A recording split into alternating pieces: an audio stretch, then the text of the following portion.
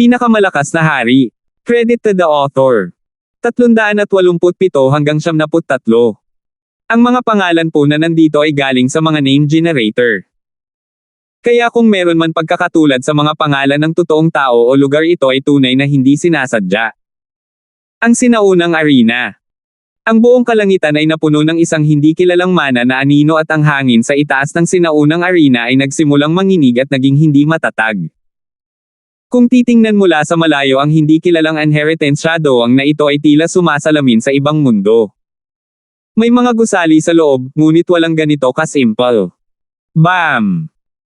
Kahit na ang isang mana na kasing lakas ng Heaven's Legacy Inheritance ay pilit na itinulak sa tabi ng hindi kilalang mana at ilang mas maliliit na kalapit na mana ay agad na nawasak. Hua! Ang biglaang pagbabago ay nagulat sa buong Sacred True Dragon Gathering. Teng! Ang siyam na soberano ay tumindig lahat at siniyasat ang hindi kilalang pamana ng may kataimtiman. Ito ay tiyak na ang pamana na ito ay hindi kailanman lumitaw sa Azure Flower Continent. Sa lakas ng koneksyon ng Azure Flower Continents, paano bababa ang isang napakalakas na mana?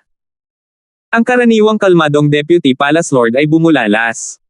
Mula nang magsimula ang ikalawang round ng Sacred True Dragon Gathering, nawala ng kontrol ang Sacred Alliance. Ang lahat ay patungo sa hindi alam. Ano ang hindi kilalang pamana na ito? Bakit ito lilito sa Azure Flower Continent? Deputy Palace Lord, ang aura ng inheritance na ito ay lubhang kakaiba at may mataas na compatibility sa Heaven-Earth Yuan Qi, kaya't halos hindi nito kayang bumaba. Ang matanda na may puting balbas ay halatang dalubhasa sa mga arrays at nagmamadaling sinabi pagkatapos ng ilang inspection. Nahulaan ng siyam na soberano na ang pamana na ito ay dinala dito sa hindi malamang dahilan. Sa gitna nila, tinitigan ni Bayon daw Sovereign si Angelica at walang nakakaalam kung ang kanyang ekspresyon ay excitement o kaba. Ang likod ni Angelica ay may kalahating transparent na pares ng mga pakpak na umaabot mula sa kanyang likod at ito ay bahagyang kumikinang.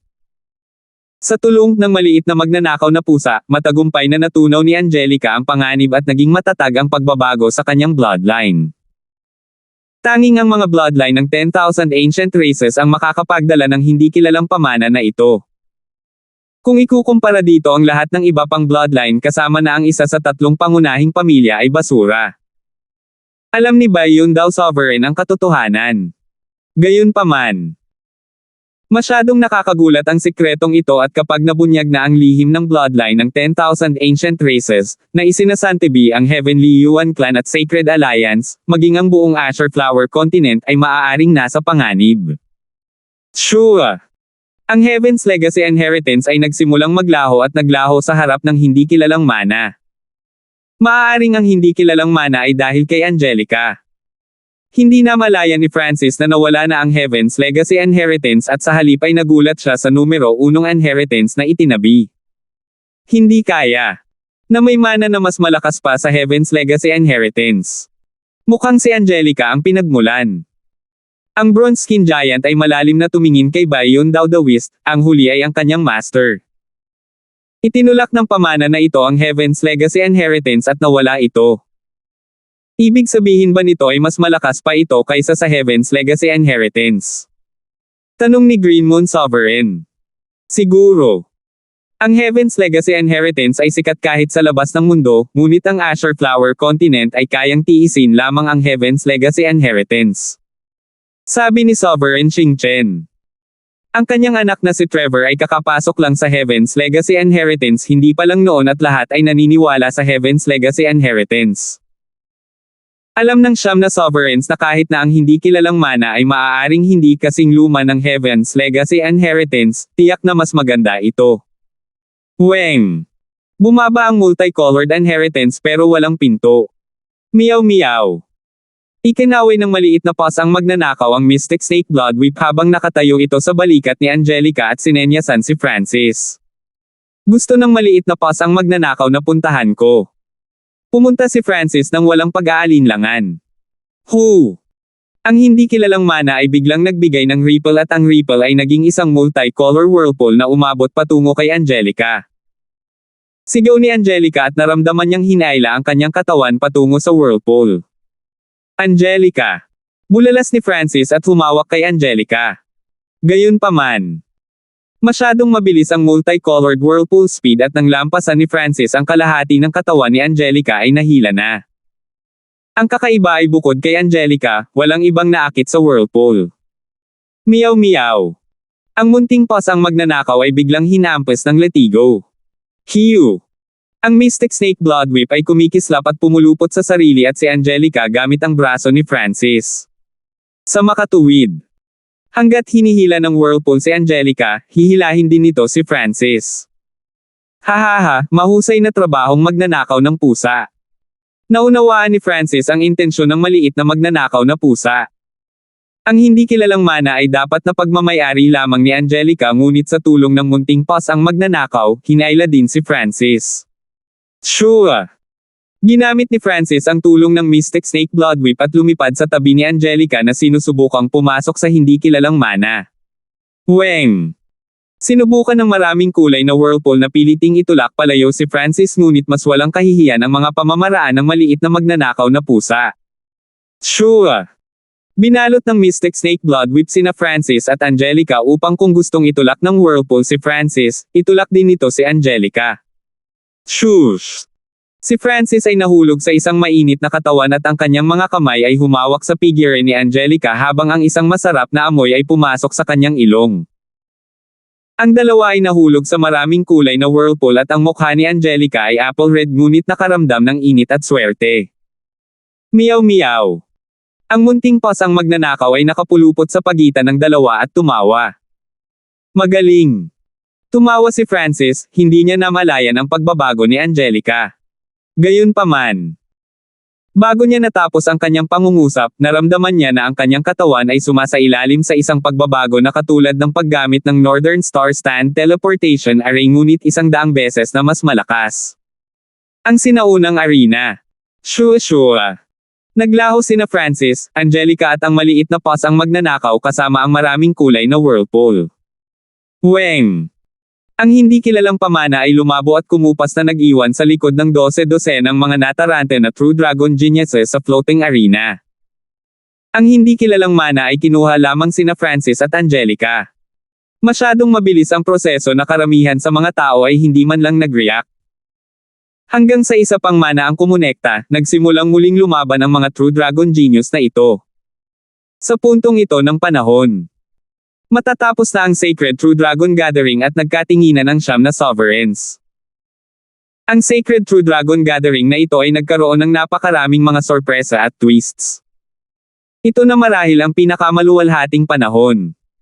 Lahat ng 4 na dakilang pamana ay lumitaw at nagkaroon ng mas malakas na pamana. Si Huing at Trevor ay pumasok sa Heaven's Legacy Inheritance samantalang sina Francis at Angelica ay pumasok sa hindi kilalang mana. Sino ang nakakaalam kung sino ang magpapasya sa hinaharap ng mga kontinenteng ito? Ang buong sinaunang arena ay sumabog sa talakayan. Para sa 100,000 manunood, ang Sacred True Dragon Gathering na ito ay talagang sulit na panoorin. Maaaring isipin na ang Sacred True Dragon Gathering na ito ay yumanig sa mundo. Tumingin ang Deputy Patriarch sa direksyon kung saan nawala ang hindi kilalang mana. Francis, napakabuti mo. Mas mataas ang level ng inheritance na iyon, at naniniwala ako sa bloodline mo, hindi ka babalik ng walang dala. Sa ilalim ng mga buntong hininga at bulalas ay natapos na ang Sacred True Dragon Gathering na ito. Nagsagawa ng lihim na pagpupulong ang Sacred Alliance sa pangunguna ng Deputy Palace Lord na may tansong balat. Sasabihin ko lang, ang mga henyo na pumapasok sa mga mana mula sa Sacred True Dragon Gathering ay hindi na babalik anumang oras sa lalong madaling panahon. Gayunpaman, mayroon pa tayong ibang bagay na nasa kamay. Sabi ng Bronze Skin Giant. Ang mga miyembrong ito ay pangunahing nasa Origin Core Realm. Ang Sacred Alliance ay binubuo ng maliit na bilang ng mga tao, ngunit sila ay nagpasya sa mga kontinenteng ito buhay o kamatayan. Karamihan sa Origin Core Realm ay alam kung ano ang bagay na iyon. Ninakaw ng Scarlet Moon Demonic Religion ang Scarlet Moon Inheritance ng Sacred True Dragon Gathering. Kailangan nating hanapin kung nasaan sila. Ang Scarlet Moon Demonic Religion ay malamang na nagtagumpay na sa pagpasok sa Scarlet Moon Inheritance. Kung ganoon nga, ang hinaharap ay puno ng panganib. Tinalakay ng mga soberano. Ang pagkontrol sa isang mana ay hindi maisip at alam ng Scarlet Moon Demonic Religion ang mga sikreto sa loob ng mana. Sa sandaling bumalik siya lahat ay posible. Ang Scarlet Moon Religion lang ay hindi nakakatakot. Noon ang Scarlet Moon Demonic Religion ay mabilis na kumalat sa kontinente ay dahil sa suporta mula sa labas ng mundo. Deputy Palace Lord, ang ibig mong sabihin ay ang Moon Demon Palace. Kung tama ang pagkakaalala ko, ang Azure Flower Continent at ang iba pang kalapit na lugar ay dapat kontrolin ng Three Sacred Palace. Ang Moon Demon Palace ay isang 2.5 star force. Noon ay nakatulong lang ito ng kaunti at halos ginawang pamunuan ng Scarlet Moon Demonic Religion ang kontinente. Kung hindi dahil sa napakalayo ng Moon Demon Palace at ang mga reinforcement mula sa Three Sacred Palace ay dumating sa tamang panahon, gayon din ang Sacred Moon Demonic Religion at ang hitsura ng Saint Waxy. Mataimtim na sinabi ng Deputy Palace Lord. Deputy Palace Lord, naghihinala ka ba na tinulungan ng Moon Demon Palace ang Scarlet Moon Demonic Religion na nakawin ang Scarlet Moon Inheritance? Tama, alam mo na kahit 100 puwersa ng 1 star na pinagsama ay hindi kayang talunin ang isang 2.5 star force. Naging solemn na ang usapan. Maraming mga soberanong naruroon ang ipinadala sa silangan, kanluran, hilaga at iba pang kontinente na may mga hanay ng teleportasyon ng Sacred Alliances. Mula sa mga sinaunang talaan, ang mga puwersa ay nahati mula 1 hanggang 5 bituin. 1 bituin ang pinakamababa at 5 bituin ang pinakamataas. Ang puwersa tulad ng Iron Blood Religion ay isa lamang mas malakas na puwersa ng kalahating bituin at malapit sa 1 bituin. Ang 10 Great Clans ay technically halos 1-star forces at ang Scarlet Moon Demonic Religion ay isang 1-star force na maaaring malapit sa 1 kalahating bituin. Ang paghahati-hati ng mga paksayon na ito ay tiyak sa bibig ng mga soberano, na nagpapatunay na ang mundo sa pagitan ng mga soberano at ng iba ay iba. Siyempre, sa kasalukuyan ng lahat ng ito ay walang kinalaman kay Francis at sa iba pang mga henyo na pumasok sa mga mana. 388. Matapos ang isang flipping sensation ay bumagsak si Francis sa lupa. Naroon lamang sina Francis at Angelica pati na ang maliit na paws ang magnanakaw ay nawala. Noong oras na iyon kapag si Angelica, ang pusa at ako ay nasa whirlpool, random kaming na-teleport palabas. Pagtatapos ni Francis, nararamdaman pa rin niya ang koneksyon sa pagitan niya at ng maliit na paws ang magnanakaw kahit na medyo mahina ang koneksyon. Ngunit kung mananatili ang koneksyon na ito, nangangahulugan ito na ang maliit na paws ang magnanakaw ay buhay. Talagang nag-aalala ako para sa maliit na paws ang magnanakaw. Natagpuan ito ni Francis na nakakatawa. Sa pagiging misteryoso, katalinuhan at kapangyarihan ng maliit na magnanakaw na pusa upang maiwasan ang pinsala, tiyak na magiging mas mabuti ang kanyang buhay kaysa kay Francis. Para kay Angelica, siya ang pangunahing target ng hindi kilalang mana at maaaring alagaan dito.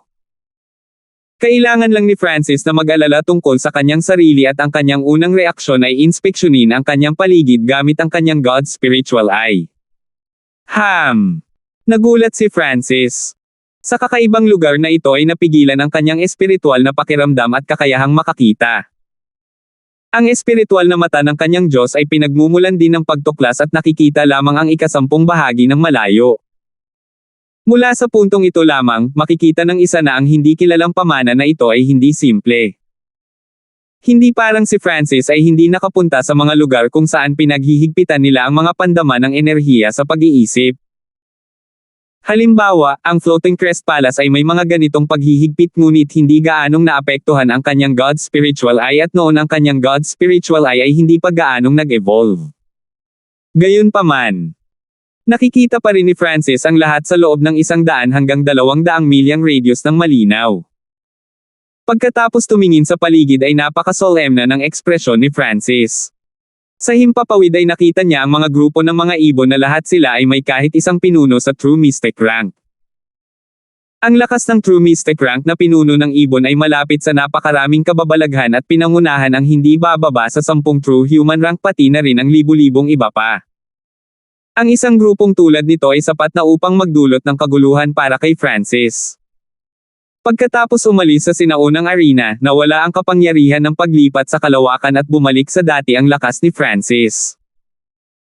Higit pa rito, mayroong mas malalaking grupo ng mga ibon kung saan ang paglilinang ng nangungunang ibon ay umabot sa True Lord rank at may hindi bababa sa 10 True Mystic rank underlings kung saan ang isang mag-asawa ay maihahambing sa napakalaki na antas ng kababalaghan.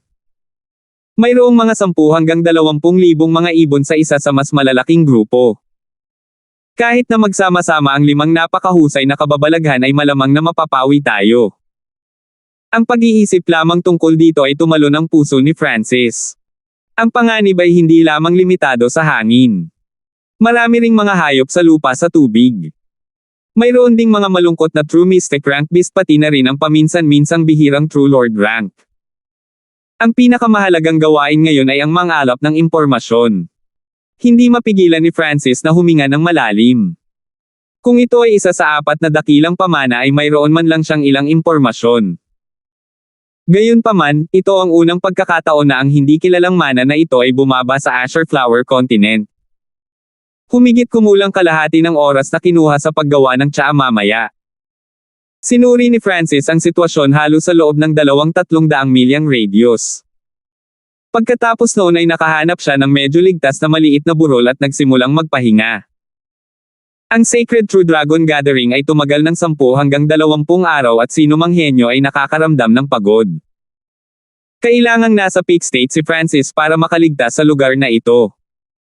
Ang isa pang dahilan ay kailangan ni Francis na pagsamahin ang kanyang paglilinang. Sa Sacred True Dragon Gathering, tumaas siya ng mabilis at dahil sa lakas ng paglipat sa kalawakan, mabilis na tumaas ang kanyang mental energy. Ang lalim ng figure ng Skystone statues ay hindi nasusukat at ang pagpindot lang dito ay tumaas ang aking mental energy level sa peak True Mystic rank at malapit pa sa True Lord rank. Napaisip si Francis. Nag-iwan siya ng kaunting lakas para mag-focus sa labas at nagsimulang mag-cultivate. Sa isang kisap mata, 2 hanggang 3 araw ang lumipas at ang mental energy, power at focus ni Francis ay umabot sa sukdulan. Nagkamit siya ng higit pang pag-unawa sa pagiging isa sa kalikasan. Sa isang pag-iisip lamang ay maaaring makuha ni Francis ang nakapalibot na lightning yuan chi.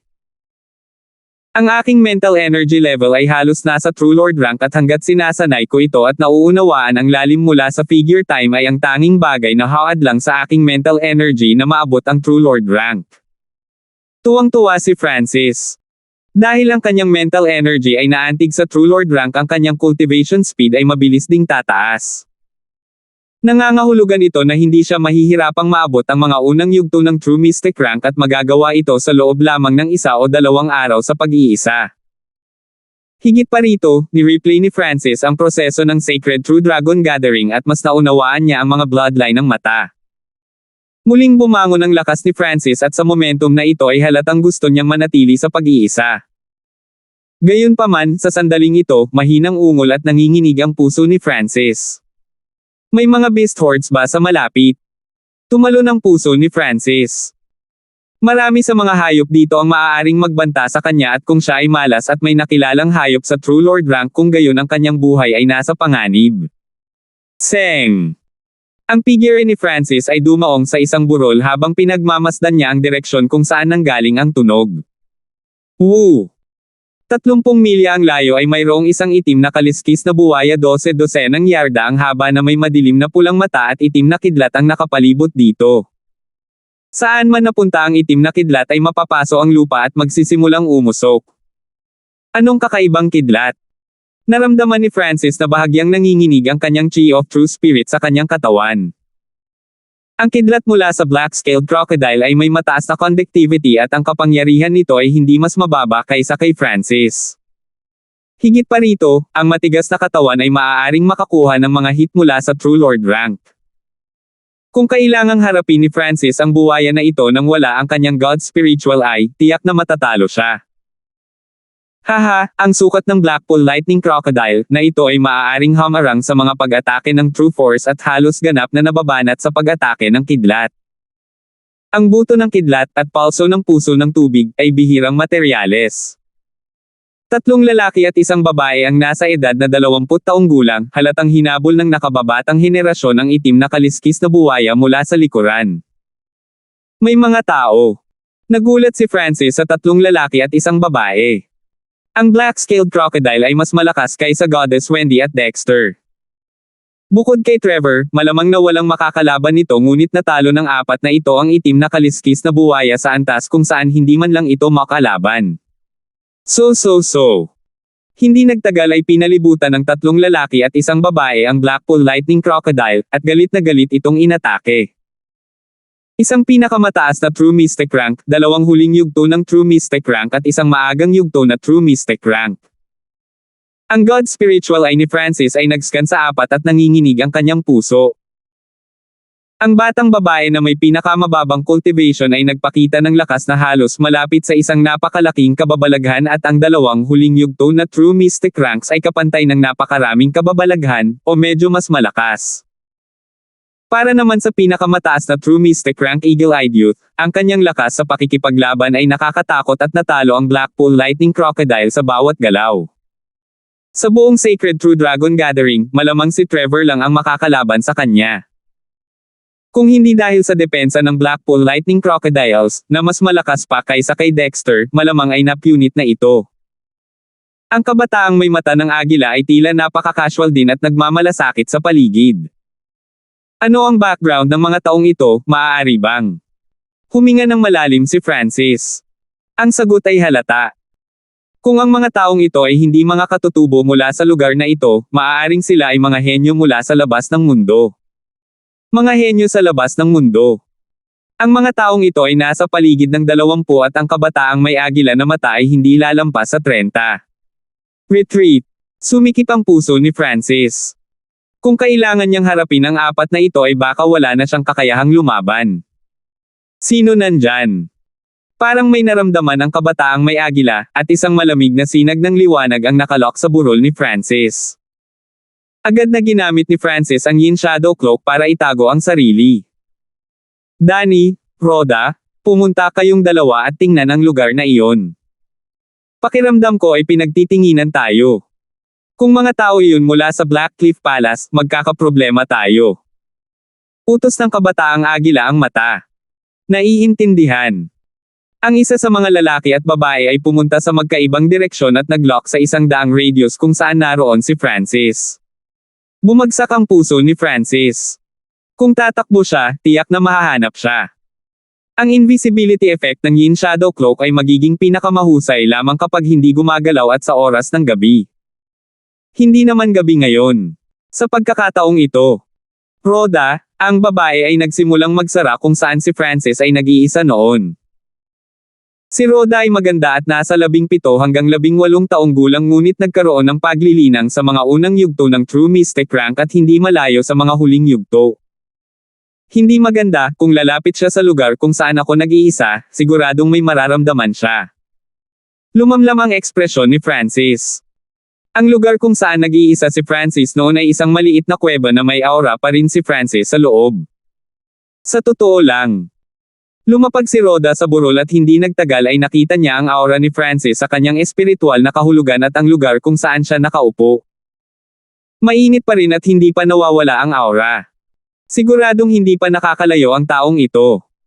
Kumikislap ang mga mata ni Rhoda nang lumitaw ang malamig na ngiti sa kanyang mga labi. May lumitaw na kulisap sa kanyang kamay na sumangot kung saan nakaupo si Francis. Ang lahat ng kanyang mga aksyon ay nasa kontrol ni Francis. Ilang dosenang yarda lang ang layo niya. Mas mabuting umatake muna kaysa huli. Nag-isip si Francis at naging blur na sumara kay Rhoda. Sino nandyan? Dahil ang cultivation ni Francis ay mas mataas kaysa kay Rhoda, napagtanto lamang ng huli nang nasa likuran niya si Francis. Mata ng ilusyon. Dama po ang tingin ni Rhoda sa isang malamig na mata na bumabalot sa kanyang mundo. Sure. Sa susunod na sandali, lumitaw si Rhoda sa isang nagyayelong dimensyon. Mga tanikala ng kidlat na kasing kapal ng kamao ang naggapos sa kanyang mga paa at ang lamig ay hindi na siya makagalaw. Sino ka? Isa itong mental energy illusion. Galing ka sa Blackcliff Palace. Napasigaw si Rhoda at nag-counter-attack gamit ang kanyang mental energy na sinusubukang kumawala dito. Blackcliff Palace. Wala pang narinig tungkol sa kanila. Tumigil si Francis. Mukhang mayroong higit sa isang puwersa dito. Hindi mo alam ang Blackcliff Palace. Tubong Purple Saint Roans ka ba? 389. Purple Saint Roans. Gumalaw ang puso ni Francis. Mukhang ito ang pangalan ng lugar na ito. Ang mga henyo sa labas ng mundo ay malinaw na nakakaalam ng higit pang impormasyon tungkol dito at mayroong higit sa isang puwersa sa tinatawag na Purple Saint Roans. Pag-usapan natin ang Purple Saint Roans. Casual na sabi ni Francis habang ang isang letigo na gawa sa kidlat ay lumitaw sa kanyang kamay. Sa kulungang ito na gawa sa mental energy, iba ang paglipas ng panahon. Ang isang hininga dito ay maaaring mga hulugan ng mga oras o kahit kalahating araw sa totoong mundo. Nakadepende lang ito sa antas ng enerhiya ng kaisipan ni Francis. Higit pa rito, maaaring payagan ng espiritual na mata ng Diyos si Francis na gamitin ang kanyang Eye of Illusion sa buong potensyal nito. Nagbago ang ekspresyon ni Rhoda at tila hinuhulaan ang bloodline ng mata ni Francis. Kung hindi siya makikipagtulungan ng mabuti at hindi makakawala dito, kailangan niyang tiisin ang walang limitasyong pagpapahirap ni Francis. Ang sakit sa dimensyon ng enerhiya ng kaisipan ay 10 beses hanggang 100 beses na mas masakit kaysa sa pisikal na sakit. Huwag kang gagawa ng walang magawang pakikibaka. Siguro maaari kang magdulot ng kaunting problema para sa akin sa totoong mundo ngunit narito ang pagkakaiba sa pagitan mo at ako ay mas malaki. 20 oras dito ay isang hininga sa labas. Ikinaway ni Francis ang kanyang kidlat na letigo. Nanginginig ang figure ni Rhoda. Pagkatapos ng lahat, siya ay isang henyo mula sa isang clan at hindi pa nakakaranas ng maraming sitwasyon sa buhay o kamatayan. Dahil nataman siya ng Eye of Illusion ni Francis, wala siyang kakayahang lumaban. Ni hindi mo alam ang Purple Saint Roans. 8 baka isa kang henyo mula sa ibang paksayon. Pero paano iyon? Napasigaw si Rhoda nang biglang may naalala siya at hindi makapaniwalang tumingin kay Francis. Ngumisi si Francis, bakit pwede kang pumasok at hindi ako? Ang Purple Saint Roans ay kinokontrol ng 3 strongest sects ng Tianlo Islands at kung wala ang kanya-kanyang inheritance token, paano makakapasok ang mga henyo mula sa ibang puwersa? Natahimik si Rhoda na parang hindi niya matanggap ang katotohanan ito.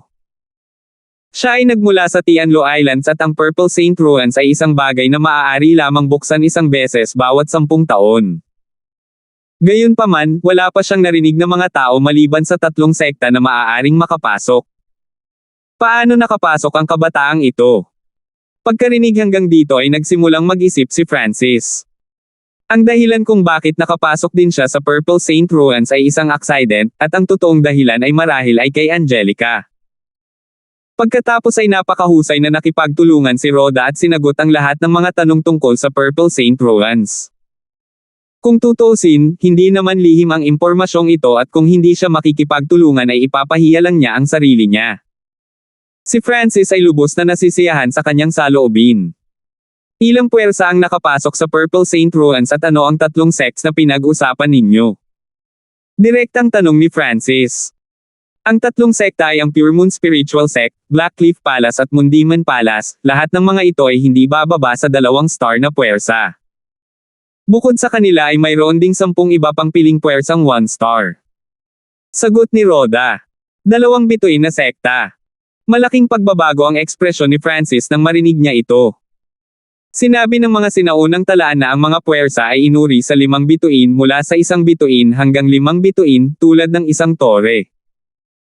Sa buong kasaysayan ng Azure Flower Continent, ang pinakamakapangyarihang puwersa noon ay ang Scarlet Moon Demonic Religion na isa ring 1-star force at malapit sa 1.5 bituin na puwersa. Ang Iron Blood Religion na kinaroroonan ni Francis ay malamang na kalahating bituin o malapit sa 1 bituin. Tulad ng para sa 13 clans, lahat sila ay magkasama ay hindi kahit 1 kalahating puwersa ng bituin. Sa pakikinig kay Rhoda, ang background ng mga henyong ito na pumasok sa Purple Saint Roans ay nasa antas ng Scarlet Moon Demonic Religion. Sa itaas ng mga ito ay ang 3 sekta, lahat ng hindi bababa sa 2 bituin. Ang 2-star force ay isang bagay na hindi pa nangyari sa Azure Flower Continent. Ang kinakailangan para sa 2 star na puwersa ay ang pagkakaroon ng hari sa Void God Realm at ang Void God Realm ay hindi maisip para sa Azure Flower Continent. Nangangahulugan ito na maaaring sirain ng alinman sa 1 o 2 sa mga puwersa sa likod ng mga taong ito ang Azure Flower Continent. Ano ang lakas ng mga henyo na pumasok sa Purple Saint Ruins? Kumusta kayo? Apurahang tanong ni Francis. Maaga o huli ay makikipag-ugnayan siya sa kanila. Ang aming lakas ay mababa sa gitna ng mga henyo dito. Sa mga henyo dito, nandyan ang 10 True Lords, na lahat ay umabot na sa pinakamataas na True Lord rank o kahit na kalahating hakbang na Origin Core Realm. Kahit kaming 4 Winslow Pavilion na magkasama ay hindi makakapidyaw sa isang galaw nila. Medyo mapait na tugon ni Rhoda nang banggitin niya ang 10 tunay na Panginoon ng may paggalang at pag-iingat. 10 True Lord Genius. Naramdaman ni Francis na naging mas solemn na ang kanyang puso at isang pressure na hindi pa niya naramdaman noon. Isinasantibi ang 3 sekta, ang 4 lang mula sa Winslow Pavilion ay hindi maaaring harapin ni Francis. Kahit na dumating ang lahat ng 5 napakahusay na prodigy ay makakamit nila ang isang draw. Si Rhoda ang pinakamahina sa 4 mula sa Winslow Pavilion. Alam na ngayon ni Francis ang sitwasyon tungkol sa Purple Saint Ruins. Ang natitira na lang ay tungkol sa Purple Saint Ruins mismo. Anong uri ng pamana itong Purple Saint Ruins? Ang orihinal na may-ari ng Purple Saint Ruins ay ang Purple Knight Sacred Lord na ang cultivation ay umabot sa Mystic Light Realm at isang hakbang lang ang layo mula sa Heavenly Divine Realm. Dahan daw ang sinabi ni Rhoda ang kasaysayan ng Purple Saint Ruins. Si Francis ay hindi nagmamadali dahil ang paglipas ng panahon dito ay iba sa labas ng mundo. Mukhang ang Purple Knight Sacred Lord ay may mahinang bloodline mula sa 10,000 ancient races ngunit namatay sa hindi malamang kadahilanan na walang nakakaalam. Iniwan niya ang mga guho na ito at kahit na ang Purple Knight Sacred Lord ay bumagsak, mayroon pa ring bakas ng kanyang kaluluwa na sumanib sa mga guho na ito na pipili ng taong pinakaangkop na magmamana sa kanyang linya. Tahimik na nakinig si Francis. Maraming chismis tungkol sa Purple Saint Ruins na nagpapula pa sa mga mata ng Sovereigns at Void God Realm Kings. Siyempre, ang Purple Saint Ruins ay palaging kinokontrol ng 3 sekta at kahit na may mga puwersang may pulang mata, hindi sila nang ahas na kumilos kahit na sila ay mga sovereign. Anong uri ng kapangyarihan ang taglay ng 3 2-star na sekta na ito? Ilan lang sa mga puwersa sa ilalim ng 2-star na sektang ito ang maaaring tumawid sa Azure Flower Continent. Ang 3 sekta ay ang Blackcliff Palace, isang 2-star sect. Ang Moon Demon Palace na dati ay 2.5 star na sekta ngunit ngayon ay bumaba na sa 2 bituin. Ang Pure Moon Spiritual Sect na kasalukuyang pinakamalakas at nasa 2.5 bituin. Sila ay mga higanti sa paligid. Si Rhoda ay magalang ngunit napupuot sa parehong oras nang banggitin niya ang 3 sekta. Bilang isang subordinate clan ng isang bituin, ang Winslow Pavilion ay kailangang bigyan ang Moon Demon Palace ng malaking halaga ng mga mapagkukunan bawat taon. Lugar ng isla. Naramdaman ni Francis na parang napakalayo ng mga lugar na ito sa Azure Flower Continent. Narinig mo na ba ang anumang kontinente? Sinubukan ni Francis. Kontinente. Iyan ay isang maalamat na lugar na napakalayo sa atin. Matapos ang desolate continent ay mabasag at maging bilyon-bilyong piraso, anumang bitik ay naging isang lugar. Siyempre, may ilang maliliit na isla na tinatawag ang kanilang mga sarili na continent. Para silang mga pulaka sa ilalim ng balon. Nanunuya si Rhoda. Nang marinig ito ni Francis, naramdaman niyang may mali, ngunit hindi na niya pinag-aralan pa. Ang kasalukuyang gawain ay ang mabuhay sa Purple Saint Ruins at makipagkita kay Angelica at ang munting Paz ang magnanakaw. Isang hininga mamaya. Plop! Bumagsak ang figure ni Rhoda sa lupa na basang-basa sa malamig na pawis. Pa! Tinatakan ni Francis ang Chi of True Spirit ni Rhoda at ang kanyang mga kakayahan sa paggalaw. Rhoda! Mula sa malayo ay may sumigaw mula kay Danny, na nasa huling yugto ng True Mystic rank. Sina Danny at Rhoda ay parehong pumunta sa magkahiwalay na direksyon upang maghanap at pareho sa zone na ito.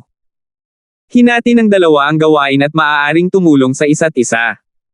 Kahit isang hininga lang, napagtanto ni Danny na nawala si Rhoda at napagtantong may mali. Napakaingat. Napagtanto ni Francis na minamaliit niya ang 4 na henyo mula sa Winslow Pavilion. Ang kanilang puwersa ay kapantay ng antas ng Scarlet Moon Demonic Religions. Siyempre, hindi niya alam na kaya pala sila naging maingat ay dahil hindi kalayuan dito ang mga henyo mula sa Blackcliff Palace. So, Bulalas ni Danny at nagmamadaling pumunta sa burol kung saan huling naroon si Rhoda. Sa katotohanan, siya ay itinago ni Francis. Nawala si Rhoda. Siguradong taga Blackcliff Palace iyon. Ang kabataang may mata ng agila at ang ibang taong nasa malayo ay katatapos lang sa Blackpool Lightning Crocodile at hinahati ang mga samsam bago natanggap ang balitang ito. So. Ang natitirang tatlong henyo mula sa Winslow Pavilion ay mabilis na sumugod patungo sa burol. 2 late stage na True Mystic ranks at 1 peak na True Mystic rank. Malamang hindi na ako makakapagtago. Matigas ang ekspresyon ni Francis. Ang mga henyo na pumasok sa Purple Saint Ruins ay may kanya-kanyang inheritance token at medadami ang isa't isa kung sila ay mula sa parehong grupo. Ang tumakbo o ang labanan. Umikot ang isip ni Francis. Wala siyang kakayahang harapin ang tatlo. Ang mga kabataang may mata ng agila ay ka-level ni Trevor at ang dalawa pang huling yugto na True Mystic ranks ay mas malakas lamang kaysa kay Goddess Wendy.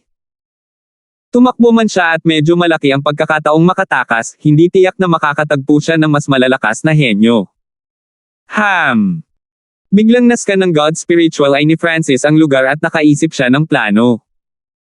Bagaman medyo delikado ang planong ito, sulit itong subukan. Kapag nagtagumpay ito, malaki ang pakinabang nito sa akin. Kumikislap ang mga mata ni Francis habang ginagawa niya ang kanyang desisyon. Binuhat ni Francis ang pagod at walang magawa na si Rhoda pagkatapos ay lumabas at hinarap ang tatlong henyo mula sa Winslow Pavilion. Rhoda. Bulalas si Danny na nasa harapan at ang dalawa sa likuran niya. Bastard, how dare you kidnapin si Rhoda? May halong gulat at galit ang dagindong ni Danny A. Nag-aapoy ang puso niya nang makitang kinidnap ang taong mahal niya. Kung maglalakas loob kang lumapit, pipigain ko ang leeg niya. Malamig na hinawakan ni Francis ang puting leeg ni Rhoda. Ang pag-hostage kay Rhoda ang unang hakbang ni Francis sa planong ito. 370. Maliit na burol. Kinuha ni Francis na hostage si Rhoda. Puting-puti ang mukha ng huli at walang lakas sa loob niya. Ang kanyang kapangyarihan ay selyado at hindi man lang nagkaroon ng kakayahang magsalita. Ang tatlong henyo ng Winslow Pavilion ay nagulat at nagalit ngunit hindi sila nang ahas na gumawa ng anumang padalos-dalos na paggalaw. Bastard, bitawan mo si Rhoda pagkatapos ay humingi ng tawad at hahayaan ka naming mabuhay. Malamig na sabi ng namumunong kabataan na may mata ng agila. Ang kanyang cultivation ay umabot na sa pinakamataas na True Mystic rank at ang kanyang lakas sa pakikipaglaban na maihahambing kay Trevor. Tiwala ang kanyang mga hakbang at may malamig na aura. Ang bawat aksyon mula sa kanya ay sapat na upang maging hindi mapalagay ang normal na True Spirit Realm. Walang ekspresyong binibigyang lakas ni Francis ang lalamunan ni Rhoda. Agad na naging berde ang mukha ni Rhoda habang siya ay nagpupumiglas at umuubo sa kawalan ng pag-asa. Halatang nasasaktan siya. Tumigil ka. Ang mga ekspresyon ni Danny at ang isa pang huling yugto na True Mystic rank ay nagbago at ang mga yapot ng mga kabataang agila ay huminto. Lihim siyang nagulat dahil ang batang asul na buhok na ito ay nasa unang bahagi pa lamang ng True Mystic rank ngunit hindi natinag sa kanyang pressure. Para bang sanay na sanay siyang mang-hostage. Higit pa rito, sa cultivation ng kalaban, paano niya nagawang mahuli si Rhoda ng ganoon kadali? Ako? Si Chad? Ayaw kong pinagbantaan. Kung mamatay siya, ipapadama ko sa iyo na mamatay ka. Madilim na sabi ng kabataang may agila. Si Francis ay nanatiling hindi natinag kung ang sinuman sa inyo ay humakbang pa, puputulin ko ang isa sa kanyang mga braso. Kung hindi kayo naniniwala sa akin, maaari mong subukan. Nagkatinginan ng tatlong lalaki, hindi inaasahan na ganito pala ang karanasan ng kabataang ito. Sa katunayan, ang pagkuha ng mga hostage ay hindi ang unang pagkakataon na ginawa ito ni Francis at dalubhasa niya ito. Ang pamamaraang ito ay lubhang kapaki-pakinabang laban sa makapangyarihang mga kalaban. Bumalik sa Watermoon Treasury ay inagaw niya ang mekanismo ng Master at agad na pinaikot ang tubig at hinaranggan ang tatlong True Spirit Realm kahit na siya ay nasa Ascended Realm lamang. Inagaw niya si Empress Queen sa kabisera ng Canopy Great Country at ginulat niya ang bansa. Anak, anong gusto mo? Hindi napigilan ni Danny ang sarili dahil ang babaeng mahal niya ay nasa sobrang sakit at maaaring mamatay anumang oras. Huwag kang lalapit hanggang 10 milya ang layo ko. Anumang paggalaw ay mangangahulugan ng kanyang kamatayan. Mabagal na sabi ni Francis. Sino ang nakakaalam na hindi mo siya papatayin pagkatapos? Malamig na sabi ng kabataang may agila. 10 milya. Bahagyang nagulat ang kabataang may mata ng agila dahil hindi naman kalayuan ang distansyang ito. Ilalagay ko siya dito at pagkatapos ay maaari mong iligtas dito pagkatapos kung makapasa ng 10 milya. This is an honest deal. Inilagay ni Francis si Rhoda sa lupa. Nagkatinginan ang mga kabataan at nag-isip sa kanilang puso, ito bang brat retarded? Ibinababa ang hostage tapos tumakbo. Kung gagawin niya iyon, maaaring iligtas ng 4 mula sa Winslow Pavilion ang bihag habang tinutugis siya ng sabay. Lahat sa lahat. Ang paggawa nito ay naglagay kay Francis sa isang shit na sitwasyon at ito ay sapat na topat. Sige, pumayag kami. Tuwang-tuwa si Danny at agad na pumayag. Bagamat naghihinala ang tatlo, napagpasyahan nila na kapag ibinaba ni Francis si Rhoda at umalis ng ilang milya ay maaari nilang patayin.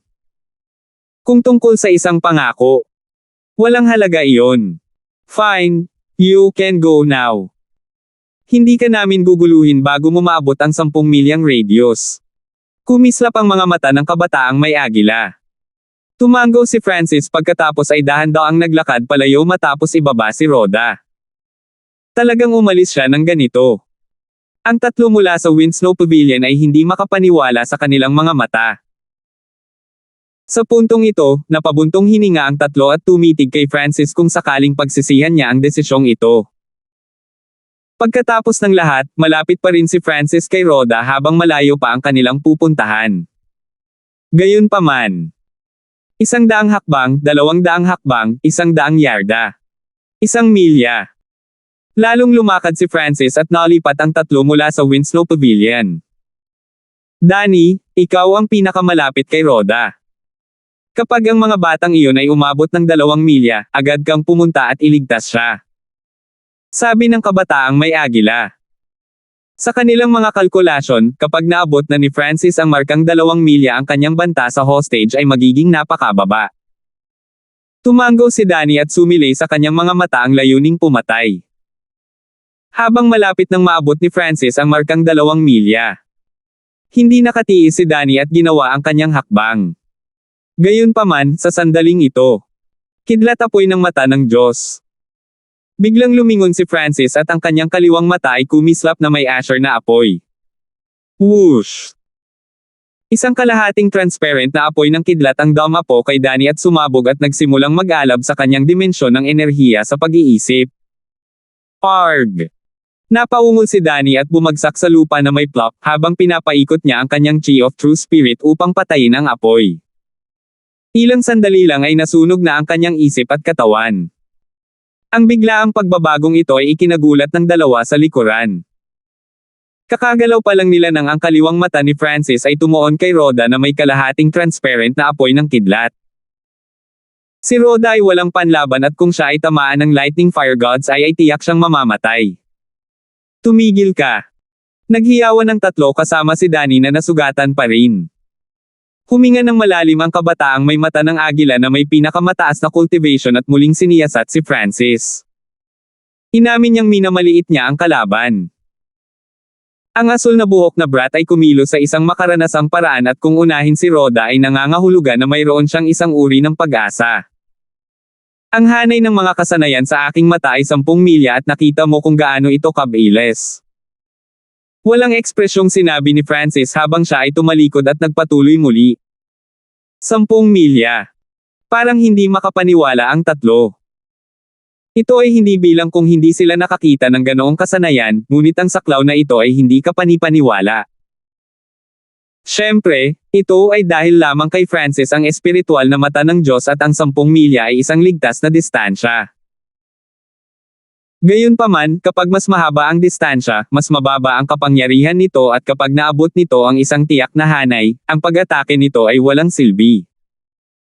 Bibigyan kita ng huling pagkakataon kung hindi ay mamamatay siya. Tumalikod si Francis at umalis. Sa pagkakataong ito ay mas mabilis ang kanyang pag-atres. Sure. Ang isang arko ng kidlat sa lalong madaling panahon ay sumanib sa mga kagubatan at sa Purple Saint Ruins, ang espiritual na pakiramdam ng mga kabataan at kumpanyang may agila na mata ay nabawasan ng malaki at maaari lamang matansya kung nasaan si Francis. Hindi nila namalayan na sa kagubatan nagtago si Francis sa isang madilim na sulok at isang anino, ang pinakawalan mula sa kanya. Sa paglipas ng panahon, ang bilis ni Francis ay naging mas mabagal at mas mabagal. Matapos ang kalahating oras na ginawa sa paggawa ng tsaa ay hindi na napigilan ng tatlo mula sa Snowwind Pavilion. Brother Chad, halos nasa 10 milya na siya ngayon. Apurahang sabi ni Danny. Danny, ikaw ang may pananagutan sa pagliligtas kay Rhoda. Luban, tulungan mo siya. Ipinamahagi ng kabataang may agila ang mga gawain. Ililigtas ni Danny si Rhoda at si Francis ay isang malabong anino na lamang. Ang isa pang huling yugto na true mystic rank na si Luban ay ang maging bantay. Nasa unahan ng rescue and pursuit habang nasa likod nila ang bangkay ng Blackpool Lightning Crocodile. Pagkatapos ng lahat, mas marami pa rin ang mga tao kaysa sa Snowwind Pavilion lamang at kailangan nilang magbantay laban sa mga henyo mula sa ibang puwersa. So, ang pinakamataas na true mystic rank Eagle-Eyed Youth ay kumislap sa hangin at hinabol si Francis. Papatayin ko ang brat na ito kahit anong mangyari. Wala siyang aura ng inheritance token at hindi kabilang sa alinman sa tatlong partido. Malamang na kontrolado niya ang isang butas sa Purple Saint Ruins. Isang malamig na liwanag ang kumikinang sa mga mata ng kabataang may mata ng agila. Mula sa unang pagkakataon na nakita niya si Francis ay hindi niya binalak na palayain siya. Sa bilis ng Agila-Eyed Youth, hindi nagtagal ay naabutan niya si Francis. Anak, sumuko ka na. Ang kabataang may mata ng agila ay tumingin sa ibaba at pinagmasdan ng Francis na tumatakbo sa kagubatan. Gayunpaman, ang asul na buhok na malabo ay hindi tumugon at nang ang kabataang may agila na mata ay malapit nang gamitin ang kanyang espiritual na pandama upang mailock ang target, nagbago ang kanyang ekspresyon. Hindi maganda. Nalinlang ako. Ikinaway ng kabataang may mata ng agila ang kanyang kamay at winasak ng malamig na hangin si Francis. Poof! Ang figure ay nawala sa hangin na parang panaginip. Ginamit ni Francis ang kanyang Yin Shadow Cloak upang lumikha ng isang Yin Shadow Doppelganger at dahil ang kanyang cultivation ay sapat na mataas, ang Doppelganger na ito ay may isang tiyak na dami ng lakas sa labanan. Dahil sa katotohanan na ang espiritual na kahulugan ay pinigilan sa Purple Saint Ruins, hindi nila magagamit ang kanilang espiritual na kahulugan upang makita ang mga bagay sa malayo. Ang Yin Shadow Doppelganger ay may takip ng kagubatan at ang mga kabataang may mata ng agila ay magagamit lamang ang kanilang mata upang subaybayan siya. Pagkatapos ng lahat, hindi lahat ay katulad ni Francis at may God spiritual ay na nagpapahintulot sa kanya na huwag gumamit ng spiritual sense. Kung iyon ang peking katawan, kung gayon nasaan ang tunay? Nadama ng kabataang may agila na may mali. Kasabay ni Luban na nakabantay ay napabulalas, magnanakaw. Ang lakas ng loob mong nakawin ang aming mga samsam sa digmaan. Sure. Isang asul na buhok na kabataan ang lumitaw sa tabi ng Blackpool Lightning Crocodile. Hehe, na-distract ang tigre palayo sa bundok.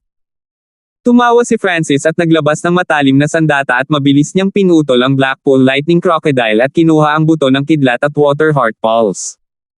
Sa realidad, ang Blackpool Lightning Crocodile ay pinutol na, ngunit ang mga nasamsam ay hindi pa nakuha. Napagtanto ito ni Francis at inilagay ang kanyang mga plano sa ideyang ito. Ngayon ang pinakamalakas na lalaking may mata ng agila ay mga 20 milya ang layo at si Danny pati na rin ang nailigtas na si Rhoda ay mga 7 hanggang 8 milya ang layo. Si Luban ang pinakamalapit kay Francis at 2 hanggang 3 milya ang layo. Siyempre, hindi sapat ang isang napakalaking kababalaghan lamang para takutin si Francis. Shoo. Mabilis na kinuha ni Francis ang buto ng kidlat at tibok ng puso ng tubig mula sa buwaya. Ang Blackpool Lightning Crocodile ay may malabong sinaunang bloodline at wala na sa Azure Flower Continent. Ang buto ng kidlat ng buwaya na ito ay isang nangungunang material para sa paggawa ng isang lightning elemental na sandata at dahil naglalaman din ito ng esensya ng kidlat, ito ay may parehong mga gamit tulad ng lightning mystic stone ngunit mas mabuti. Ang tibok ng puso ng tubig ay maaaring maging biased sa isang elemento ng tubig ngunit maaari rin itong makapinsala sa isang elemento ng tubig ngunit maaari rin itong makapinsala sa isang elemento ng tubig. Ang mga katangian ng katawan ng isang tao pati na rin ang pagsasama-sama ng aking pundasyon. Ang puso ni Francis ay napuno ng kagalakan. Sa dalawang bagay na ito ang kanyang lakas ay maaaring tumaas ng isang buong antas. How dare this brat steal our reward? Galit na galit ang mga kabataang may agila at kasamahan kaya halos mabaluktot ang kanilang mga ilong sa kabaliwan. 371. Ang lalaking may mata ng agila at kasama ay lahat ay nagalit at halos lumuwa ang kanilang mga mata habang pinagmamasdan si Francis na ninakaw ang kanilang mga samsam. Ang Blackpool Lightning Crocodile ay gumugol sa kanila ng maraming oras at pagsisikap upang patayin. Ito ay may malabong sinaunang bloodline sa loob nito at ang buto ng kidlat at palso ng puso ng tubig ay bihira. Mabilis ang mga galaw ni Francis at mabilis na kinuha ang dalawang pinakamahalagang bahagi ng buwaya. Ang bastos na ito. Si Danny na nagpapagaling ay naramdamang nilalamon ng apoy ang kanyang puso at halos iluwa ang isang subo ng dugo. Ang mukha ng lalaking may mata ng agila ay pangit, at ang kanyang katawan ay nagsimulang manginig sa galit, ibaba mo ang mga gamit at hahayaan kitang mabuhay. Hiu! Si Francis ay hindi nag-abala sa tatlong tao at naging isang arko ng kidlat na kumikislap sa malayo. Kung hindi dahil sa katotohanan na ang mga tao mula sa Winslow Pavilion ay desidido na patayin si Francis hindi sana sila nalinlang. Kinuha ni Francis ang mga bagay na ito nang walang kasalanan. Kung may lakas siya ay hindi niya hahayaang mabuhay ang mga ito. Ang lalaking may mata ng agila at ibang late stage na true mystic rank ay halatang hindi sumuko at hinabol mula sa likuran. Gayunpaman, ang bilis ay ang galing ni Francis at sa kanyang 3-flowered treasured lotus, ito ay mas mabilis. Sa apat mula sa Winslow Pavilion, ang kabataang may agila lang ang halos hindi makasabay kay Francis, ngunit siya ang pinakamalayo dahil nalinlang siya. Pagkatapos tumakbo ng isang tiyak na distansya, inilagay ni Francis ang 3-flowered treasured lotus at pagkatapos ay ginamit ang kanyang yin shadow cloak para ay camouflage ang kanyang sarili at sumanib sa komplikadong terrain ng kagubatan. Para maging ligtas, inactivate pa niya ang kanyang bloodline power para lumikha ng dalawang yin shadow doppelgangers para palaisipan ang mga hinahangad. Ang yin shadow doppelgangers ay maaaring umiral sa maikling panahon at maaaring gumalaw kasama ang tunay na katawan. Sa sandaling ito ay nag-iisa, madali itong makita sa pamamagitan ng espiritual na kahulugan ngunit sa Purple Sacred Ruins, ang espiritual na kahulugan ay mahigpit at mahirap matukoy kung ito ay totoo o peke hanggang sa ang isa ay naging malapit na. Malapit na. Matagumpay na nakatakas si Francis at iniwan ang mga tao mula sa Winslow Pavilion na naging mga langaw na walang ulo. Ang God Spiritual Eye ni Francis ay natagpuan sa paligid ng 10 figure na papunta sa direksyong ito mula sa 12 milya ang layo. Sa langit, isang itim na uwak na may madilim na pulang mata na puno ng lamig at kalupitan ang sumubaybay sa lupain ng 12 milya sa paligid. Unang nakita ng kakaibang itim na uwak ang mga tao mula sa Winslow Palace pagkatapos ay malamig na tumingin kay Francis ng may paghamak. Tumalo ng puso ni Francis at naramdaman na ang itim na uwak ay hindi simple na mahahanap siya nito. Mukhang may ibang puwersa akong nababantayan. Isang mapanganib na pakiramdam ang bumalot sa puso ni Francis habang tinitingnan niya ang itim na uwak pagkatapos ay ang pagsasara ng mga figure. Malinaw na ang itim na uwak na ito ay may talentong makakita ng napakalayo at kayang kontrolin ang bawat paggalaw sa loob ng 12 milya. Parehong si Francis at ang mula sa Winslow Pavilion ay hindi nakaligtas sa mga mata ng itim na uwak. Ito ay isang labanan ng stealth at pagsubaybay. Umalis. Mabilis na humiwalay si Francis mula sa pagsasara ng figure. Mas gugustuhin niyang harapin ang mga mula sa Winslow Pavilion kaysa sa mga taong ito. Ang espiritual na mata ng kanyang Diyos ay mabilis na nag-scan sa mga figure na ito at nalaman na ang kanilang mga aura ay makapangyarihan lahat at mayroong malamig na enerhiya sa pag-iisip na naging dahilan upang si Francis ay hindi nang ahas na suriing mabuti. Matapos makalayo ng kaunti, tiniyak ni Francis na wala siya sa paningin ng itim na uwak.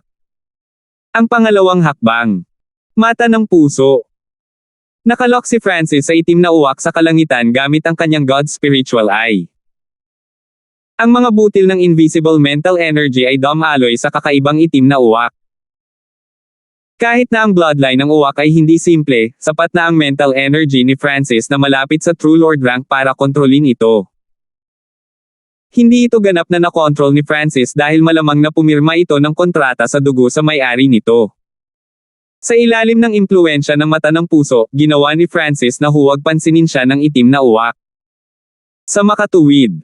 Sa isip ng itim na uwak na ito, hindi na target si Francis. Ang kapangyarihang ito ay katulad ng hypnosis ngunit halatang nasa mas mataas na antas. Ang itim na uwak ay tumigil saglit sa hangin para sa isang o dalawang hininga bago ipagpatuloy ang pagsisiyasat sa mga mula sa Windsnow Pavilion. Mukhang nasa panganib ngayon ang mga henyo mula sa Windsnow Pavilion. Si Francis ay walang naramdamang simpatiya. Kung gagawin niyang hindi pansinin ng lahat ang itim na uwak ay tiyak na mapapabantayan nito ang may-ari nito. Kasabay nito, 10 figure na nakasuot ng maitim na damit ay dumaong sa isang bundok na 20 hanggang 30 milya ang layo. Ang isa sa kanila ay isang matulis na mukha na kabataan na nakasuot ng itim na singsing sa ilong na may pangit na mukha. Nakasuot siya ng itim at gintong robe na may mga larawan ng buto. May kabuuang siyam kasama ang mga hugis ng tao at hayop. Sa tingin ko ay may bakas ng mental energy noon na nakaapekto sa itim na demonyong uwak. Inilagay ng matalas na mukha ng binata ang kanyang mga kamay sa kanyang balakang habang ang kanyang berdeng bin na mga mata ay nagliliwanag sa puting apoy. Isang malabong itim na alon ang lumabas mula sa kanya hanggang sa 10 milyang radius. Ang mga hayop na nasa malapit kasama na ang mga nasa himpapawid ay likas na humiwalay sa kanila. Ang kalapit na peak na True Mystic rank figure ay nakaramdam ng malaking pressure. Brother Ziggy, na may bloodline na kapangyarihan ng itim na demonyong uwak, paano ito may impluwensyahan ng iba? Hindi ba ito ay ganap na maayos ngayon? Magalang na sabi ng isang kabataang singkit ng patpat. Oh well, bale, tatapusin muna natin ang mga target. May mga inheritance token ang mga taong ito at ang aura nito ay parang subordinate clan ng Pure Moon Spiritual Sect. Si Ziggy, na matangos ang ilong ay tumango. Kasabay ng pagwagayway ng kanyang mga kamay ay lumipad ang 5 figure. 2 sa kanila ang nasa pinakamataas na True Mystic rank, 3 huling yugto ng True Mystic rank. Ang bawat isa sa kanila ay mas malakas kaysa sa normal na napakaraming kababalaghan ng Sacred True Dragon Gathering. Shua! Ang 5 figure ay parang mga multo sa dilim na nagkulong sa lugar ng 4 mula sa Windsnow Pavilion. Hindi maganda. Iyan ang itim na demonyong uwak. Darating ang Blackcliff Palace. Retreat. Kapansin-pansing nagbago ang ekspresyon ng kabataang may mata ng agila at na-tense. Blackcliff Palace. Natarante ang 4 mula sa Windsnow Pavilion at agad na umatras. Gayunpaman, halos napalibutan na sila ng Blackcliff Palace. Ang itim na demonyong uwak sa hangin ay biglang lumaki sa 2 o 3 yarda pagkatapos ay nagpatawag ng itim na usok at umatake. Isang kakaibang itim na usok ang bumalot sa lugar na kinaroroonan ng mga mula sa Windsnow Pavilion. Dahil sa mga usok, nawala ng direksyon ang mga nasa loob at nalilimitahan ang kanilang paningin. Ang itim na usok na ito ay naglalaman pa ng lason na lumikha ng mga ilusyon. Sa sandaling ito sa oras, si Francis ay naubusan na ng 12 ng milya at nagtago sa loob ng isang kagubatan habang sinisiyasat ang sitwasyon gamit ang kanyang God's spiritual eye. Ang itim na usok na pinakawala ng itim na demonyong uwak ay nakaapekto pa sa God's spiritual eye ni Francis, ngunit nakikita pa rin niya ang kabuoang eksena. Sa unang round ng pag-atake ay inatake ng itim na uwak ang pinakamahina na sina Rhoda at Danny. Buong tapang na pinrotektahan ni Danny si Rhoda ngunit humarap sa galit na pag-atake ng itim na demonyong uwak at dahil sa siya ay nasa usok, sa ilang palitan lamang ay nagkaroon ng ilang madugong sugat sa kanyang katawan. Ang limang henyo mula sa Blackcliff Palace ay sumugod sa itim na usok. Mukhang wala sa Winsnow Pavilion ang makakatakas. Napabuntong hininga si Francis sa kanyang puso. Habang siya ay umaatres paminsan-minsan ay binuksan niya ang kanyang God Spiritual Eye upang manood. Zizizi. Woo. Umuungol. Mula sa lugar ng mga itim na usok ay nagmula ang mga kakaibang tawa at ang dagindong ng mga hayop. Tiningnang mabuti ni Francis at nakita ang isang tansong bangkay na halos 2 yarda ang taas na may mga linya ng pilak sa paligid nito. Bukod dito ay mayroon ding isang hayop na kasing laki ng isang maliit na bundok at isang itim na kalansay. Arg! Napasigaw si Danny habang ang kanyang puso ay tinusok ng itim na demonyong uwak at nahulog sa lilim ng dugo. Nawala ng malay si Rhoda at sinunog ng natitira pang dalawa ang kanilang Chi of True Spirit habang baliw silang nakikipaglaban. Ilang sandali pa. Si Francis ay nakalayo ng 100 milya mula sa itim na usok at hindi na niya malinaw na makita kung ano ang nangyayari. Sure! Sa oras na ito ang mga itim na usok ay kumupas na nag-iwan sa likod ng ilang mga bangkay. Sa 4 mula sa Winsnow Palace tanging ang pinakamataas na True Mystic Rank Eagle-Eyed Youth ang halos hindi nakatakas matapos sunugin ang kanyang Chi of True Spirit at mawala ang isa sa kanyang mga braso. Ang natitirang 3 ay pawang namatay at ang kanilang mga katawan ay nasalanta. Ang pinakakumpleto ay si Rhoda, ngunit ang kanyang balat ay puno ng pula at berdeng mga marka habang ito ay nakalantad. Kahit na para sa isang kalmado gaya ni Francis, nanlamig ang kanyang puso.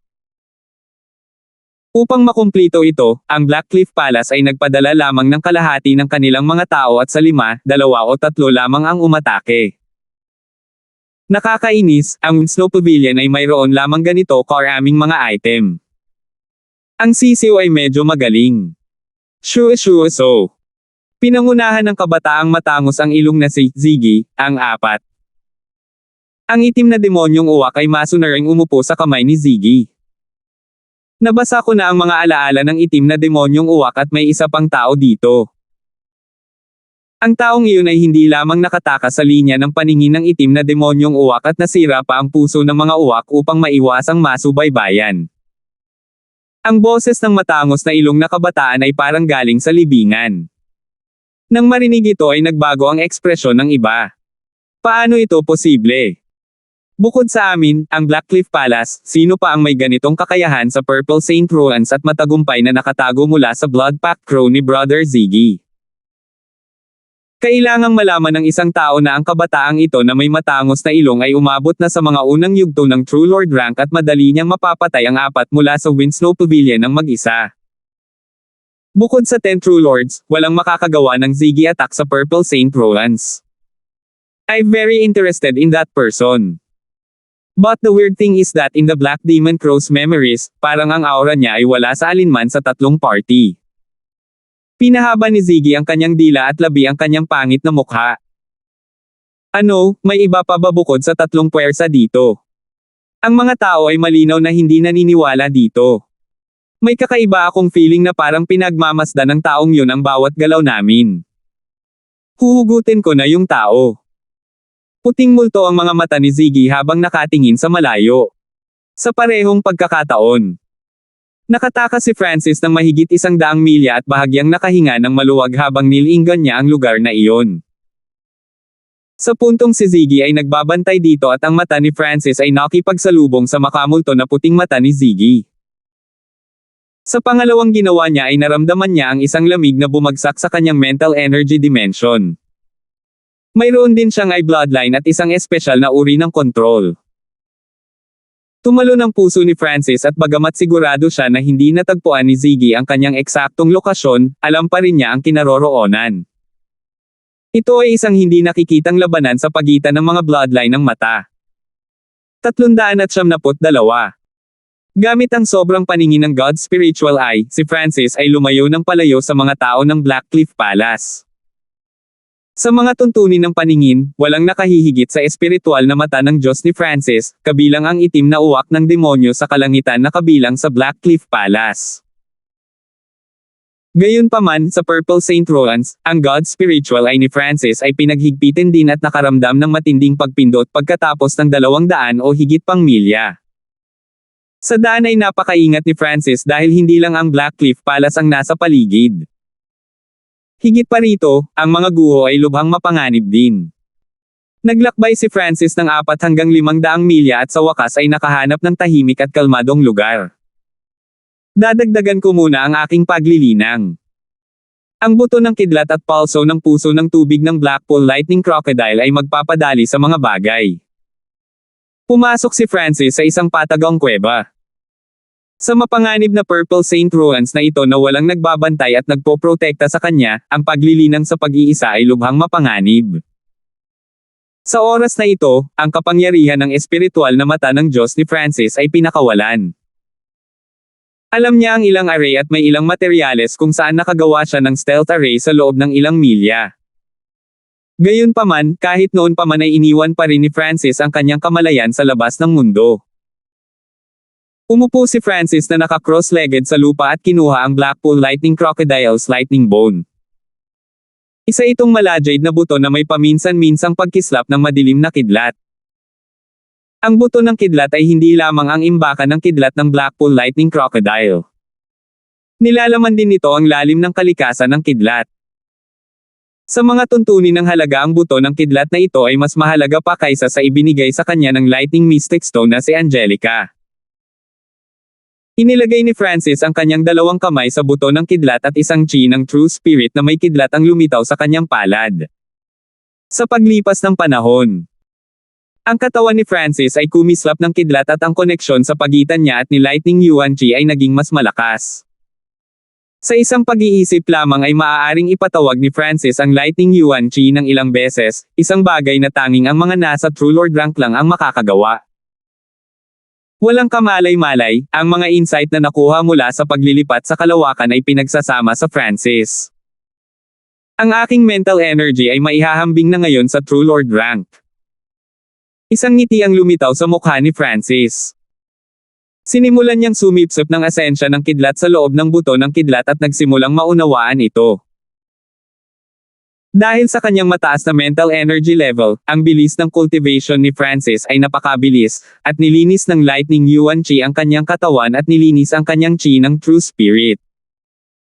Sa loob ng kalahating araw, nakapasok na si Francis sa mga unang yugto ng True Mystic rank. Pagkatapos ng lahat, sa Sacred True Dragon Gathering ay medyo malapit na siya rito. At sa sandaling ito kalahati lamang ng buto ng kidlat ang nasipsip. Sa aking mental energy level, ang Eye of Illusion, Eye of Heart, Eye of Eye Soul ay tumaas lahat sa kapangyarihan.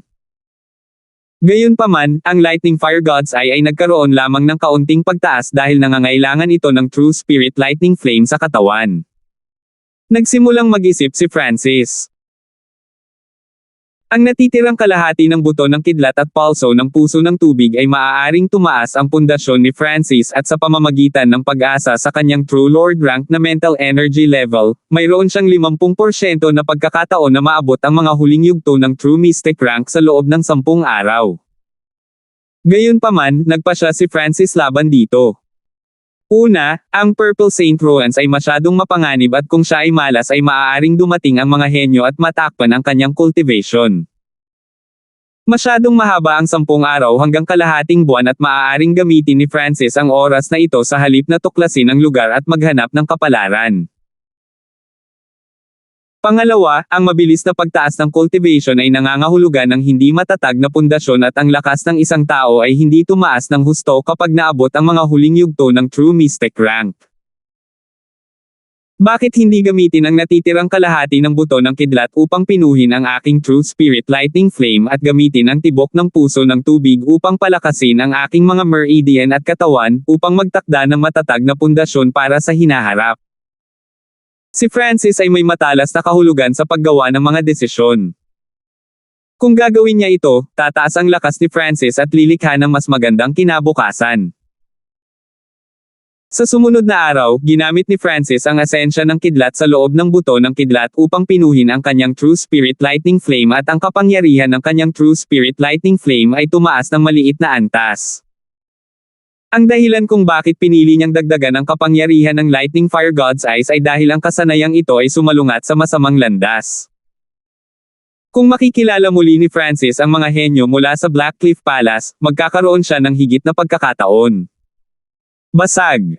Nahati ang buto ng kidlat at nahulog sa lupa. Ipinikit ni Francis ang kanyang mga mata at hinigop ang lalim ng kidlat na pinakawalan mula rito. Sa pamamagitan ng pagsasanib ng kanyang lightning inheritance sa Mystic Flower Treasured Bible pagkatapos ay sinisipsip ang mga natural na batas ng kidlat mula sa Lightning Mystic Stone at buto ng kidlat, ang kakayahan ni Francis ay lumampas sa orihinal na limitasyon nito. Higit pa rito, ang kapangyarihan ng paglipat sa kalawakan ay nagbukas din ng mga mata ni Francis sa ibang mundo at ang kanyang mga kasanayan, ang antas ng enerhiya ng isip ay parehong tumaas. Sa loob ng kanyang isip, ang ikatlong palapag ng Lightning Inheritance ay lumiwanag at sa paligid nito ay sizzles ng kidlat. Naiintindihan ko ang karamihan sa Lightning Inheritance at pinagsama ang marami pang bagay dito. Nang imulat ni Francis ang kanyang mga mata ay lalong lumiwanag ang marka ng Lightning Mystic Flower sa kanyang noo.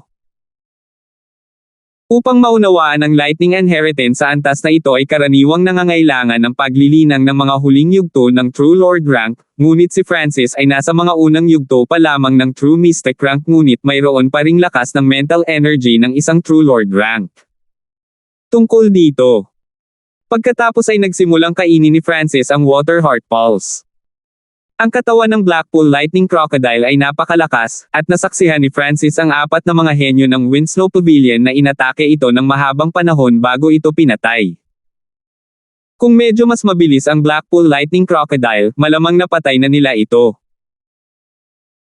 Ang palso ng puso ng tubig ay ang ubod ng malakas na katawan ng buwaya at pagkatapos kainin ito, maaaring mapataas ng isang tao ang lakas ng kanilang katawan at palakasin ang kanilang mga meridian. Walang alinlangan, hinati ni Francis ang mahinang itim na puso sa 3 piraso pagkatapos ay kinain ito. Ang dahilan kung bakit niya ito ginawa ay dahil sa takot niya na masyadong malakas ang enerhiyang nasa loob nito. Nakatuon si Francis sa pagpapalakas ng katawan noong siya ay nasa Ascended Realm at nagtiis ng maraming sakit. Gayunpaman, ang enerhiya sa loob ng palso ng puso ng tubig na ito ay higit na kalmado kaysa dati at naglabas ng malamig na malambot na kapangyarihan pagkatapos nitong makapasok sa katawan. Sa proseso, naramdaman ni Francis na lumakas ang kanyang katawan at maging ang kanyang mga buto ay nagbago. Nakaramdam ng malaking epekto si Francis sa pamamagitan lamang ng pagkain ng unang piraso. Lumawak na ang kanyang mga meridian at maging si Dantian. Hindi masama, hindi masama. Inilipat ni Francis ang kanyang Chi of True Spirit at sa paglaki ng mga meridian, naramdaman niyang mas makinis ito at nadagdagan ang bilis ng kanyang cultivation. Dahil hindi na nakatutok si Francis sa pagpapalakas ng katawan at ang kanyang katawan ay mahina na ngayon kumpara sa iba, ang Water Heart Pulse ay may malaking epekto sa kanya. Kung ito ay si Dexter kung gayon hindi magkakaroon ng labis na pagtaas. Ang paglaki ng kanyang dantian at pagtaas ng lakas ng kanyang laman ay nagpasiklab sa potensyal ni Francis. Nang kainin ng 3 piraso ay lumakas ang katawan ni Francis at tumaas pa ng kaunti ang kanyang cultivation. Ang pinakamahalaga, ang pundasyon ni Francis ay matatag na at nangangahulugan na ang bilis ng kanyang paglilinang mula ngayon ay magiging mas mabilis. Isang kamao lamang batay sa purong lakas ng katawan mula kay Francis ay maaari na ngayong pumatay ng isang mahinang true human rank. Matapos maubos ang buto ng kidlat at palso ng puso ng tubig ay ipinikit ni Francis ang kanyang mga mata at nagpas siyang umunawa sa isa pang araw. Makalipas ang 2 oras. Naramdaman ni Francis ang kanyang stealth array na may nararamdaman. Sure! Si Francis ay naging isang arko ng kidlat na naglaho sa kuweba at kasabay nito ay 3 maitim na figure na 2 milya ang layo ang sumara sa kuwebang pinanggalingan ni Francis. Ang pinuno ay isang lalaking may itim na kadena na nakapulupot sa kanyang mga braso. Napakapayat niya at parang kalansay ng tao. Ang kanyang mga mata ay madilim at kumikinang na pula. Sa kaliwat kanan niya ay isang lalaki at babae. Ang dating ay isang malaking tao na may hawak na talam ng tallest na talam. Ang huli ay isang malamig na batang babae na may hawak na itim na lotus na may itim na ahas sa ilalim ng kanyang mga paa. Nang magkasamang maglakad ang tatlong ito, may dala silang malamig at madugong aura. Kahit anong tingin mo sa kanila ay masasabi mong hindi sila sa matuwid na landas. Paano nahanap ng mga tao mula sa Blackcliff Palace ang lugar na ito? Nagbago ang ekspresyon ni Francis. Ang kanyang landas ng pag-urong ay walang tiyak na direksyon at sadyang dumaan sa ilang mga mapanganib na lugar upang bantayan laban sa paghabol. Ang nangungunang lalaking may mga kedena ay umabot na sa pinakamataas na true mystic rank at ang kanyang aura ay medyo mas malakas kaysa sa lalaking may agila na mata mula noon. Ang lalaking may tallest na talam at itim na lotus na babae ay parehong nasa huling yugto ng true mystic rank at mas malakas kaysa Linda at Goddess Wendy. Nandito ba tayo? Kailangan tayo ng isang maliit na kabataan sa maagang yugto ng true mystic rank, ang grupong Wicked Teeth. Sayang. Ang lalaki ay ang tallest talam mode. Ang itim na ahas sa ilalim ng mga paa ng batang babae ay inilabas ang dila nito at itinuro ang kuweba ni Francis. Ang ahas na ito ay dalubhasa sa pagsubaybay at sumunod dito dahil sa aking aura. Ngunit paano nakumpirma ng mga tao mula sa Blackcliff Palace kung alin ang aking aura? Naunawaan ni Francis ang dahilan kung bakit siya natagpuan ngunit naguguluhan din siya. Sa puntong ito, nagsara ang grupo ng Wicked Teeth sa kuwebang kinaroroonan ni Francis at tatlong espiritual na pandama ang nakalok sa lugar na ito. Nagpakita ng pagtataka ang tatlo. Walang tao sa loob ng kuweba ngunit ito ay mainit pa rin at puno ng kidlat yuan-chi. May mga bakas pa ng yabag dito. Mula sa mga detalyeng ito ay masisiguro ng isang tao na hindi pa nakakalayo ang tao. Siguradong malapit lang siya. Namula ang mga mata ng leading man. Hindi maganda. Habang ang tatlo ay malapit ng maghiwalay ay isang ng kidlat ang tumunog sa kanilang likuran at kaagad na sumunod ay ang pagtawag kay Lightning Yuan-chi. Naging tensyonado ang kapaligiran sa hangin na para bang may darating na bagyo. Ice Lightning Raging Dragon. Kumalat ang kidlat at umihip ang malamig na hangin mula sa likuran. Bahagyang naririnig ang dagandong ng isang dragon. Sa pagkakataong iyon, isang magulong dragon na gawa sa kidlat at yelo ang sumisingil at pinatag ang lahat sa loob ng 100 yarda na radius. Boom! Bago pa man makita ng grupong Wicked Teeth ang figure ng malinaw ay dumating na ang dragon ng yelo at kidlat, at maaari lamang nilang i-activate ang kanilang mga sekretong diskarte para magdepensa dahil kailangan nilang umiwas. Bam bam bam! Ang tatlong figure ay pinalipad, nag-iwan sa likod ng isang malaking butas sa lupa sa hugis ng isang dragon. Nabasag ang lupa, at tumaas ang itim na usok. Ang kuwebang orihinal na kinaroroonan ni Francis ay nawala at ang lugar na ito ay natabunan ng alikabok. 373. Natakpin ng itim na usok at alikabok ang arena na ito at ang grupo ng Wicked Teeth ay pinalipad mula sa pag-atake mula sa likuran. Shua! Ang tatlong figure ay umungal habang sila ay bumaligtad sa hangin at dumapo sa tatlong lugar. Wow! Ang lalaki na may tallest na talim at ang batang babae na may itim na lotus ay parehong dumura ng isang subo ng dugo habang sila ay hindi tuloy-tuloy na lumapag sa lupa na may matinding pinsala. Ang babaeng itim na lotus na may pinakamahinang pagkatalo ay ang kalahati ay lumuhad sa lupa na may maputlang mukha at pulang mata, munting itim na lason. Ang ahas sa ilalim ng kanyang mga paa ay pinutol ng Ice Lightning Raging Dragon. Ang batang babae na may itim na lotus ay may malamig na ekspresyon at tinitigan ang asul na buhok na figure sa alikabok na may nakamamatay na mga mata. Sa grupong Wicked Teeth, ang Chain Skeleton Man lang ang hindi masyadong nasugatan pero may mga paso sa katawan at pangit ang ekspresyon. Hindi naman masama. Ang reaksyon nitong tatlo at ang lakas nila ay mas malakas kaysa sa inaasahan. Tumango si Francis sa kanyang ulo bilang kasiyahan. Matapos malaman na ang grupo ng Wicked Teeth ay nagsasara sa unang reaksyon ni Francis ay tambangan sila at hindi tumakbo. Ang aura sa loob ng kuweba ay kitang-kita at sadyang iniwan niya para i-hook sila. Kaya dumating ang eksenang ito ng grupong Wicked Teeth na tinambangan ni Francis. Gayunpaman, ang ikinagulat ni Francis ay ang Ice Lightning Raging Dragon ay hindi nagawang patayin ang sinuman sa kanila. Walang hiya brat, how dare you ambush the Wicked Teeth group? Bastard, babalatan ko ang iyong kakayahan at kakainin ang iyong karne pagkatapos ay gagawin kang bangkay ng multo para sa pagpatay sa aking maliit na itim na lason.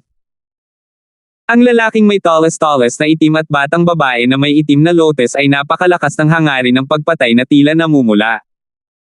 Ito ay lalo na para sa batang babae na may itim na lotes. Ang mukha niya ay kulubot at kasing puti ng papel. Siya ay madilim sa isang punto tulad ng isang multo na pinalamig ang iba hanggang sa buto. Gayunpaman, ang dalawang ito ay malubhang nasugatan at hindi makalaban sa pag-atake sa loob ng maikling panahon. Brat, naiinip ka na sa buhay. Tinambangan tayo sa halip na tumakbo. Napangiti ang nakadina na kalansay habang ikinakawit ang kanyang mga tanikala. Nakaramdam ng pagkabalisa si Francis sa gitna ng itim na usok. Sa mga tuntunin ng lakas, ang bawat isa sa Wicked Teeth tatlo ay mas malakas kaysa sa normal na napakaraming kababalaghan. Ang sitwasyon ni Francis ay hindi masyadong maganda. Kahit na pinalipad ang tatlo, ganap silang nakabuo ng isang tatsulok na nakapalibot kay Francis. Ang ganitong reaksyon at pagtutulungan ng magkakasama ay nagpakita ng kanilang karanasan. Si Francis ang ambush ngunit ngayon ay napapalibutan na. Tingnan natin kung gaano kalakas ang mga henyo ng outer world. Si Francis ay walang anumang senyales ng pag-atres at sa halip ay lumakas ang kanyang hangarin sa pakikipaglaban. Voila! Ikinaway ng nakadina na kalansay ang kanyang mga braso at itim na bakal na kedena na pinalabas na may nakamamatay na kislap.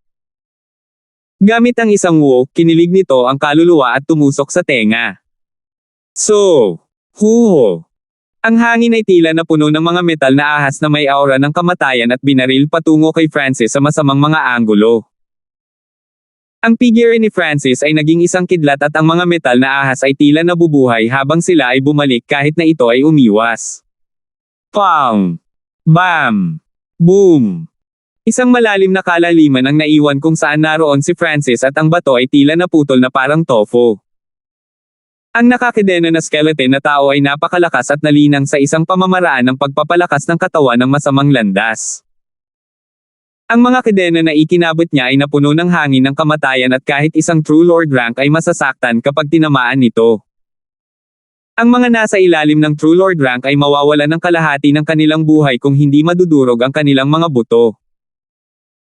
Ang skeleton man na ito ay may napakalaking lakas at sa buong Sacred True Dragon Gathering marahil si Trevor lang ang makakalaban sa kanya. Lihim na naantig si Francis. Kung hindi dahil sa kanyang mabilis na tulen at sa kontrol ng espiritual na mata ng Diyos, malamang na mapipigilan siya ng lalaki at mapipilitang mapunta sa isang desperado na sitwasyon. Weng! Isang kapansin-pansing bulaklak na gawa sa yelo at kidlat sa palad ni Francis at agad itong namulaklak habang nakasalubong nito ang skeleton man sa unang pagkakataon. Habang sumasabog ang kidlat at yelo ay isang lamig at kuryente ang ipinadala sa lahat ng dako. Ang target ni Francis ay hindi ang skeleton man mismo kundi ang mga tanikala sa kanyang kamay. Nagsimulang umusok ang ibabaw ng mga kedena na biniling ng skeleton man at bahagyang naging matigas ang paggalaw nito. Ang kapangyarihan ng kidlat ay perpektong sumalungat sa masasamang landas at ang yelo ay maaaring mag-freeze ng mga metal na sandata. Hindi agad inatake ni Francis ang kalaban ngunit pinigilan ang kanilang lakas. Lumapit kayong dalawa at tumulong. Ang skeleton man ay umungal. Ang mga kedena sa kanyang kamay ay hindi na kasing liksi ng dati at isang sitsit ng kidlat ang nagpamanhid sa kanyang katawan. Ang tallest na talim na lalaki at babae na may itim na lotes ay parehong nagulat. Hindi kayang pangalagaan ng skeleton man si Francis. Hindi sila agad umatake noon ay dahil kakahintulang nila sa kanilang mga sugat at pinipigilan si Francis na makatakas. Ang tatlong ito ay matagal nang nagtutulungan ngunit si Francis ay walang intensyon na tumakbo pa rin at lumaban ng higit at mas matapang sa lalaking kalansay. Bastard, mamatay! Ang lalaking may tallest na talon ay dinilaan ang kanyang mga labi at ang kanyang tallest na talon ay nagsimulang umikot sa napakabilis at malamig na kislap. Shoo! Ang umiikot na talon ay parang chainsaw na tumusok sa hangin. Bago pa man dumating ang pag-atake ay naramdaman ni Francis na nanlamig ang kanyang balat na parang tinadtad. Sa tatlo ang lalaking may tallest na talon ay dalubhasa sa opensa at pagsira sa depensa. Ang umiikot na talon ay umiikot sa isang antas kung saan kahit na ang shell ng pagong ni Dexter ay maaaring maputol. Tumalon ang puso ni Francis. Kung tinamaan siya nito. Shua! Shua! Ang katawan ni Francis ay biglang nahati sa 2 o 3 figure na umiwas sa mga pag-atake ng kalaban.